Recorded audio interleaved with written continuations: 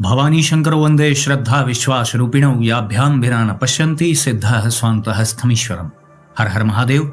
हार्दिक स्वागत करता हूं आप सभी भगवत प्रेमी दर्शकों का आपके अपने ही YouTube चैनल जगत पिता शिव में। भगवान श्री विष्णु वल्लभेश्वर महादेव जी की कृपा से आप सभी स्वस्थ सकुशल और प्रसन्न होंगे, ऐसा मुझे विश्वास है। आज मैंने विष्णु वल्लभेश्वर महादेव जी का नाम लिया, यानी जो भगवान श्री हरि विष्णु जी को प्रिय है वो शिव जी हैं।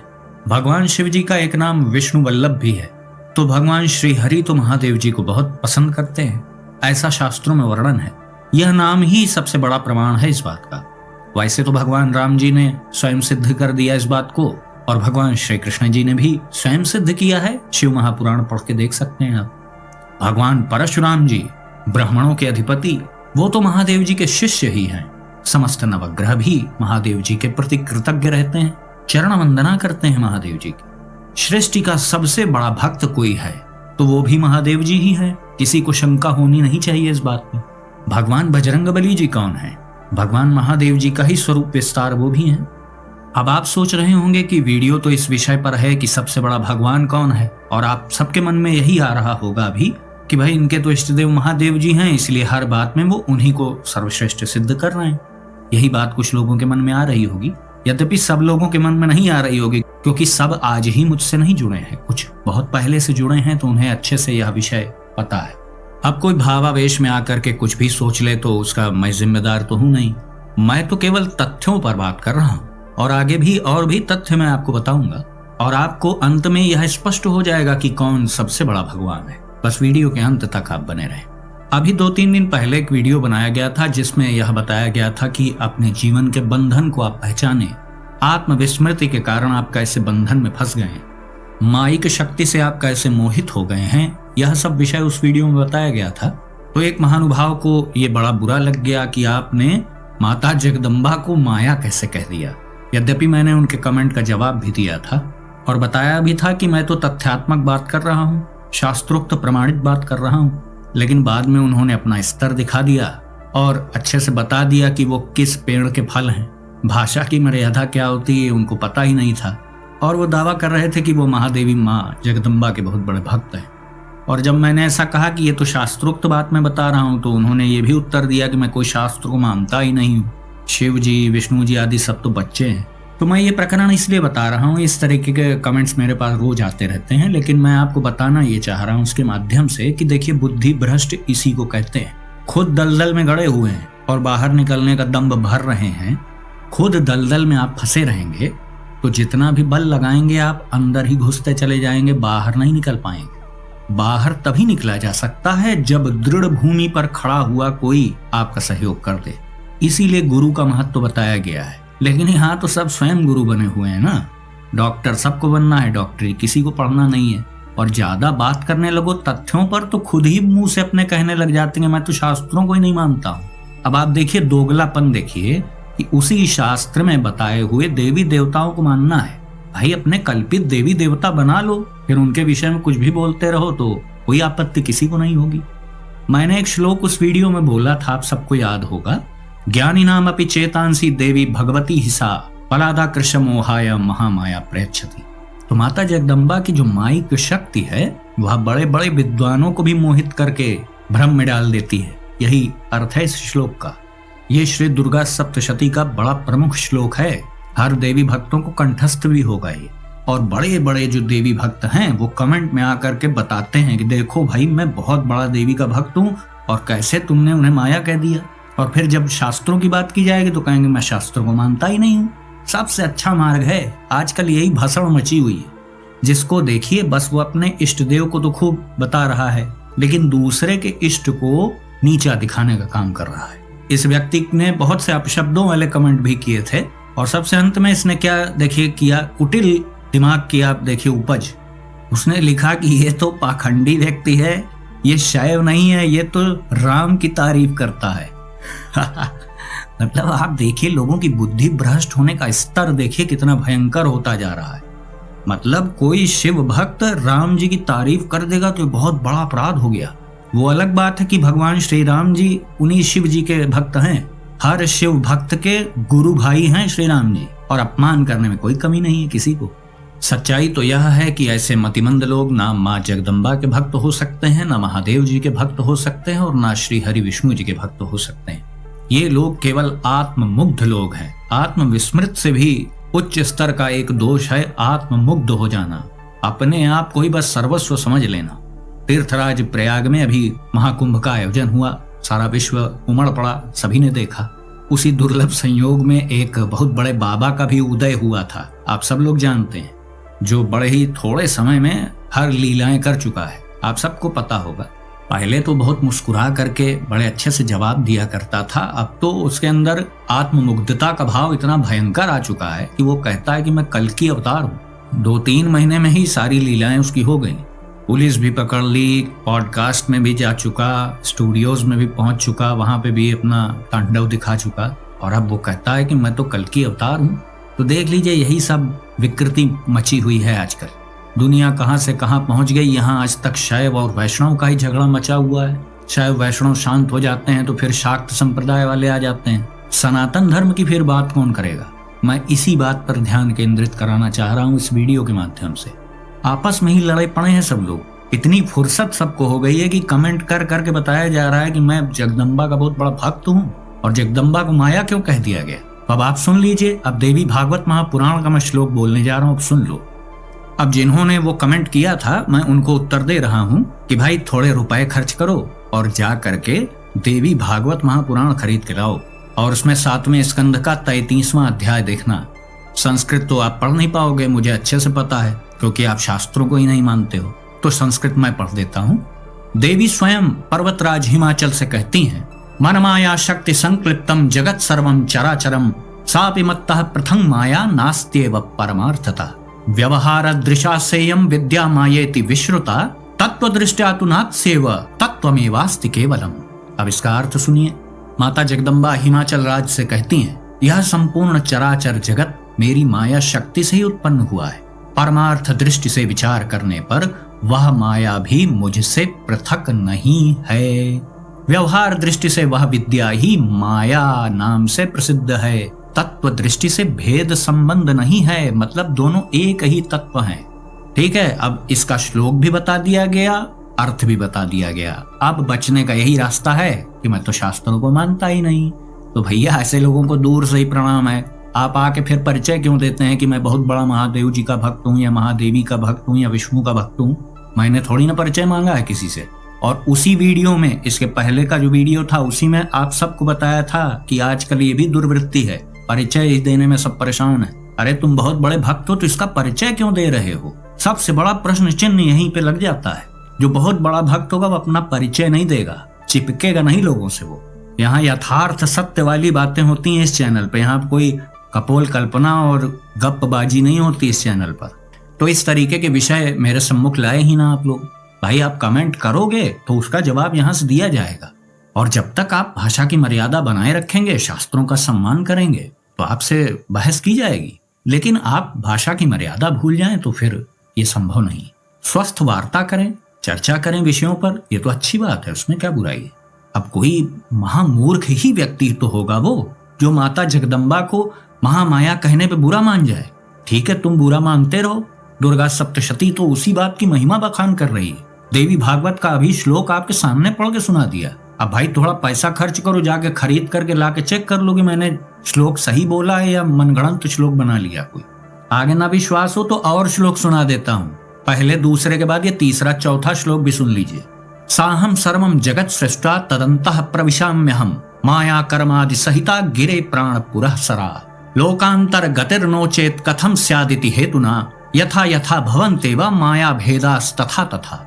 माता महामाया माँ जगदम्बा जी पर्वतराज हिमाचल से कहती हैं, हे गिरे, मैं संपूर्ण जगत का सृजन कर माया और कर्म आदि के साथ प्राणों को आगे करके उस जगत के भीतर प्रवेश करती हूँ, अन्यथा संसार के सभी क्रियाकलाप कैसे हो पाएंगे फिर। इसी कारण से मैं ऐसा करती हूँ। माया के भेदानुसार मेरे विभिन्न कार्य होते हैं। जिस प्रकार आकाश एक होते हुए भी घटाकाश आदि अनेक नामों से व्यवहृत है ना, यहाँ पर ये कहा जा रहा है माता जगत जननी जगदम्बा जी की ओर से कि जिस प्रकार आकाश तो एक ही है ना, समस्त संसार आपके सर पे जो आसमान दिख रहा है वो तो एक ही है ना, लेकिन घटाकाश नाम का भी एक शब्द प्रयोग किया जाता है। मतलब घड़े के अंदर का जो खाली स्थान है उसे घटाकाश कहते हैं ना, और उसको हम अलग करके देखते हैं। लेकिन जबकि घट के भीतर और घट के बाहर आसमान वही है, आकाश वही है। और सरल रूप में आप समझें कि जैसे नदी में एक घड़ा आप डाल दें तो नदी में संपूर्ण रूप से जल ही है, लेकिन जब आप घड़े में जल उठाएंगे तो आपको वो जल अलग दिखाई देगा, है लेकिन तत्वतः सब एक ही। तो यहाँ पर यही समझाया जा रहा है। आगे माँ जगदम्बा कहती हैं, उसी प्रकार मैं एक होती हुई भी उपाधि भेद से भिन्न हूँ, क्योंकि वह उपाधि आपके द्वारा दी जा रही है और देने न देने का उनके ऊपर कोई फर्क ही नहीं पड़ रहा है। तो समझे भैया, ये है असली मामला। उन्हीं की सब शक्तियां हैं। जैसे भगवान महादेव जी की ही सब संतानें हैं, उसी तरह माता जगदम्बा की ही तो सब संतानें हैं। सबके कार्य अलग अलग हैं। माता शक्ति है, प्रभु शक्तिवान है। शक्ति और शक्तिवान का कार्य एक जैसे कैसे हो सकता है? आप सभी सोच रहे होंगे कि आज किस प्रकार का ये विचित्र वीडियो बनाया जा रहा है, लेकिन है तो यह भी महत्वपूर्ण विषय ना। यह भी आप सबको जानना चाहिए कि नहीं जानना चाहिए। अच्छा है, कभी कभी ऐसे कमेंट आते रहते हैं तो ऐसे विषयों की ओर ध्यान आकृष्ट होता है। इन विषयों को आप जानेंगे तब तो आप दुर्वृत्तियों से सावधान रहेंगे, वरना फिर वही स्थिति होगी कि जगत में घूम घूम के ढिंढोरा आप पीटेंगे कि मैं तो माता जगदम्बा का बहुत बड़ा भक्त हूँ, शिव जी विष्णु जी आदि सब बच्चे हैं, ऐसे कहेंगे आप घूम घूम के। फिर इससे निकृष्ट कोई बुद्धि नहीं हो सकती कि आप दूसरे के इष्ट का, दूसरे की श्रद्धा का अपमान करने लग जाएं। कम से कम इतनी शर्म तो हो कि अपने सनातन धर्म में स्थिति ना आने पाए। शैव को देखो तो विष्णु भक्तों को उल्टा सीधा बोले चला जा रहा है, विष्णु भक्तों को देखिए तो वो शिव जी को डेमी गॉड बताने लगते हैं। तो ये सब स्थिति नहीं होनी चाहिए। और कम से कम माता जगदम्बा का जो भक्त है वह महादेव जी के प्रति ऐसा भाव रखे या श्री हरि के प्रति ऐसा भाव रखे, तो ये उचित नहीं है। अब बात आती कि सबसे बड़ा भगवान कौन है। इतनी बातों को मैंने पहले इसीलिए आपको बताया कि देखिए, शिव महापुराण तो शैव ग्रंथ है ना, किसी को शंका है क्या इस बात में? शिव भक्तों का ही प्रमुख ग्रंथ शिव महापुराण है। उसमें वर्णन नहीं है क्या कि महादेव जी श्री राम अवतार में कितनी प्रियता रखते हैं? क्या ये घटना भी व्यर्थ है, झूठ है कि श्री राम प्रभु की परीक्षा लेने के कारण उन्होंने माता सती का परित्याग कर दिया था? जब कोई रास्ता न मिले तो लोग यही कहने लग जाते हैं कि मैं तो शास्त्रों को मानता ही नहीं। तो ये आजकल एक मॉडर्न कल्चर आ गया है कि शास्त्रों को झूठा सिद्ध करो, बस यही एक पाखंड रह गया बचा। फिर आपका जो बल है वही खत्म हो जाएगा। फिर वो आपको अपने स्तर पर ले आएगा जिस स्तर का वो माहिर है, क्योंकि आप तो शास्त्रों के आधार पर चल रहे हैं। उसने तो पहले ही कह दिया कि शास्त्र तो झूठे होते हैं। तो हो गया ना मामला। अब कोई तीसरी विधा से फैसला होगा। फिर मैं इसीलिए तो ये बात बार बार कहता हूँ कि सब डॉक्टर बनेंगे लेकिन डॉक्टरी पढ़ेंगे नहीं कोई। देखिए, यह तो बहुत अच्छी बात है कि आप अपने इष्ट को सर्वश्रेष्ठ माने। ये तो आपका कर्तव्य है, ये दायित्व है आपका। ऐसा होना ही चाहिए। आप देख लीजिए, ये चैनल शिव जी को समर्पित है, इसलिए यहाँ पर महादेव जी का गुणगान किया जाता है।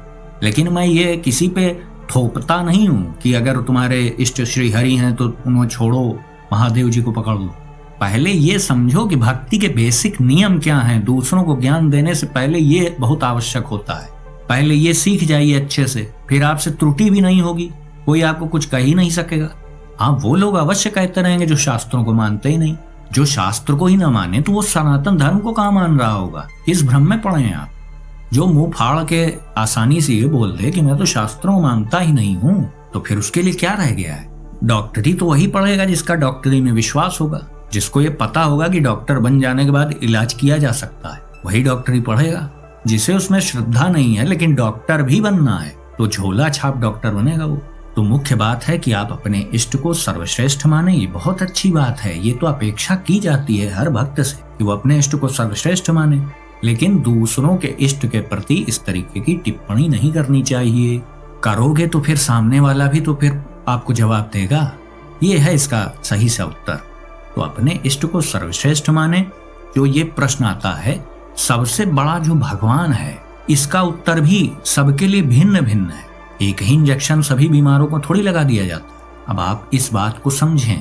वीडियो का जो मूल विषय है कि सबसे बड़ा फिर कौन है, सबके विषय में तो चर्चा हो गई। महादेव जी के विषय में भी बताया, श्री हरि विष्णु जी के संबंध में भी चर्चा हुई, माता जगदम्बा जी के भी संबंध में बातें हुई। तो यदि आप गृहस्थ धर्म में हैं तो आपको पंचदेवों का पूजन तो करना ही पड़ेगा। श्री गणेश जी, सूर्य देवता, माता जगदम्बा, श्री हरि विष्णु जी, भगवान महादेव जी, यही पंचदेव हैं। तो इन पांचों का उनकी विधि और रीति के अनुसार पूजन करना आपका कर्तव्य है। इससे आप पीछे नहीं हट सकते हैं। भले आपके इष्ट देव महादेव जी हैं, तब भी आपको श्री हरि विष्णु जी की पूजा करनी पड़ेगी। आप गृहस्थ धर्म में है ना। ये कहीं लिखा है क्या कि आप शैव बन जाइए और गृहस्थ भी रहिए और सभी देवी देवताओं का अपमान करना शुरू कर दिए? ये कहीं लिखा हो तो मुझे भी दिखा दिया जाए। आप गृहस्थ हैं तो आपको पंचदेवों का पूजन करना पड़ेगा। हर देवी देवता का उनके उचित अवसर पर आप पूजन करते हैं ना। दीपावली आती है तो श्री गणेश जी, माता लक्ष्मी जी का आप पूजन करते हैं। नवरात्रि में माता जगदम्बा की उपासना करते हैं। उसी प्रकार से श्री हरि विष्णु जी से संबंधित जब पर्व आते हैं तो आप उनको मानते हैं।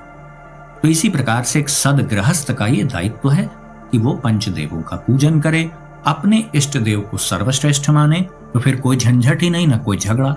जिसको जो अपना इष्ट चुनना चुन ले, उसे सर्वश्रेष्ठ मान ले, दिन रात उसका नाम जाप करे, उसकी माला जपे। यही सब तो करना ही है। बस करना ये नहीं है कि आपको दूसरे के इष्ट को छोटी दृष्टि से नहीं देखना है। इसी से आप बच जाएं तो फिर कोई समस्या ही नहीं। आप मां जगदम्बा को श्रेष्ठ माने, वो भी बहुत अच्छी बात है। आप श्री हरि विष्णु जी को श्रेष्ठ माने, वो भी बहुत अच्छी बात है। मुझे महादेव जी से मतलब है, इसलिए मैं उनकी बात करता हूँ। बस सीधी सी बात है, इसमें काहे का झगड़ा है भाई? ये किस शास्त्र में लिखा है कि अपने ही इष्ट देव के जो बड़े भक्त हैं उनका आप अपमान करने लग जाएं? क्या मैं श्री राम प्रभु से बड़ा शिव जी का भक्त हो गया तो मैं उनका अपमान कर दूं? होश में रहिए। अंतिम यात्रा में राम नाम सत्य ही बोला जाता है। यही सब पाखंड से तो बुद्धि भ्रष्ट होती चली जा रही लोगों की। सनातन धर्म की बात करने की फुर्सत नहीं है और आपस में ही लड़ो। तुम शैव हो, तुम वैष्णव हो, तुम शाक्त हो, यही करते रहो भैया। अमूल्य समय अपना बर्बाद कर दो, फिर इसी का फायदा हमेशा बाहरियों ने लिया है। सनातन शत्रुओं के कारण कभी भी कमजोर नहीं हुआ है, ये बात याद रखिएगा। तो इस झगड़े में पड़े ही ना कि कौन सबसे बड़ा है। बस मेरी दृष्टि में मेरे इष्ट से बड़ा कोई नहीं है, यही इसका अंतिम उत्तर है। और किसी भी बड़े से बड़े विद्वान के पास आप चले जाएं, इसका उत्तर नहीं मिलेगा। मिलेगा भी तो यही मिलेगा कि भाई आपके इष्ट से बड़ा कोई नहीं, क्योंकि अपनी ही इंद्रियों से तादाद में आपका है। दूसरे को चोट लगती तो आपको दर्द होता है क्या? नहीं होता ना। अपने शरीर से आपका संबंध है ना। तो आपके शरीर से जो अंतःकरण संयुक्त है, आपका अंतःकरण अलग है ना, दूसरे का अलग है तो सब एक, लेकिन अभी आपके लिए अलग है ना। अभी आप जान ही नहीं रहे हैं उस रहस्य को। जब जान जाइएगा तो बात अलग है, लेकिन जब तक नहीं जान रहे हैं तो उसका अंतःकरण और आपका अंतःकरण अलग अलग है। तो आपको अपने अंतःकरण से लेना देना है, दूसरे से क्या मतलब आपको। आप अपने इष्ट देव के प्रति कितने निष्ठावान हैं ये आप तय कर लीजिए। दूसरे को सिखाने का आपको अधिकार नहीं है। हाँ, जिसकी श्रद्धा उसी इष्ट में है, वो आपसे जिज्ञासा प्रकट करता है तो उसको आप बता सकते हैं। अपने विचार को, अपने इष्ट को आप किसी दूसरे पे थोप नहीं सकते हैं। इसका अधिकार ही नहीं है आपके पास कि भाई ये छोड़ो, इनको पकड़ लो। ये सब नहीं होता है सनातन धर्म में। देवी देवताओं के विविध स्वरूप हैं। दुनिया में कितने ऐसे हैं जो गणेश जी को ही सर्वश्रेष्ठ मानते हैं, तो क्या उनकी दुर्गति हो जाएगी? कितने ऐसे हैं जो भैरव जी महाराज के भक्त हैं। कुछ लोग भगवान दत्तात्रेय जी के बहुत बड़े भक्त हैं। कितने ऐसे हैं जो माता काली के भक्त हैं। तो आपके कहे अनुसार वो आपके इष्ट को बड़ा न माने तो उनका अकल्याण हो जाएगा। ये किस भ्रम में फंसे हैं लोग। ऐसा नहीं होता है। जो इच्छा करिहो मन माही, प्रभु प्रसाद कछु दुर्लभ नाही। आप जो चाहेंगे वो प्राप्त कर सकते हैं। आप अपने इष्ट के प्रति श्रद्धावान हैं, आप समर्पित हैं उनके प्रति, आप उनके सापेक्ष हैं, आप उनको प्राप्त करेंगे।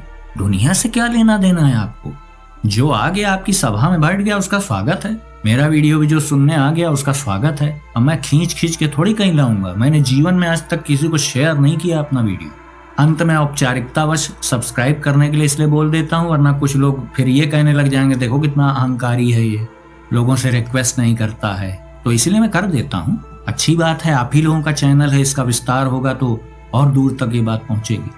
तो भैया समझ गए, अंत में असली उत्तर यही है कि आपके इष्ट ही इस संसार के सृष्टि के सबसे बड़े भगवान हैं, और जितने अन्य देवी देवता हैं वो आपके ही इष्ट का स्वरूप विस्तार हैं।